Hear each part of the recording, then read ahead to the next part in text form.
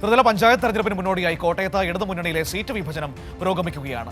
പകുതിയിലേറെ പഞ്ചായത്തുകളിൽ കാര്യമായ തർക്കങ്ങളില്ലാതെയാണ് സീറ്റ് വിഭജനം പൂർത്തിയായത്. ജില്ലാ പഞ്ചായത്ത് ഡിവിഷനുമായി ബന്ധപ്പെട്ട ചർച്ച നാളെ തുടങ്ങും. കോട്ടയം ജില്ലയിൽ ആകെയുള്ള 71 പഞ്ചായത്തുകൾ. ഇതിൽ 35ഇടത്തും കാര്യമായ തർക്കങ്ങളില്ലാതെയാണ് ഇടതുമുന്നണി സീറ്റ് വിഭജന ചർച്ച പൂർത്തിയാക്കിയത്. CPIM, CPI, Kerala Congress M എന്നീ 3 കക്ഷികൾ തമ്മിലാണ് പ്രധാനമായും ചർച്ച. കേരള കോൺഗ്രസിന് കാര്യമായ സ്വാധീനമുള്ള സ്ഥലങ്ങളിൽ പോലും തർക്കങ്ങളില്ലാതെയാണ് സീറ്റ് വിഭജനം പുരോഗമിക്കുന്നത്. ഇതിനോടകം നടന്ന ചർച്ചകളിൽ ഏതാണ്ട് 3/1 പഞ്ചായത്തുകളിൽ LDF ധാരണയായിട്ടുണ്ട്. ബാക്കി പഞ്ചായത്തുകളിൽ ചർച്ചകൾ നടക്കുന്നു. മുനിസിപ്പാലിറ്റികളിൽ 2 മുനിസിപ്പാലിറ്റികൾ ചർച്ച പൂർത്തീകരിച്ചിട്ടുണ്ട്. 11 ബ്ലോക്ക് പഞ്ചായത്തിൽ ചർച്ച നടക്കുന്നു. ജില്ലാ പഞ്ചായത്തിൻ്റെ ചർച്ച നാളെ നടക്കും. 11 ബ്ലോക്ക് പഞ്ചായത്തിലേക്കുള്ള ചർച്ചകളും തുടരുകയാണ്. ജില്ലാ പഞ്ചായത്ത് ഡിവിഷനുമായി ബന്ധപ്പെട്ടുള്ള ചർച്ച നാളെ തുടങ്ങും.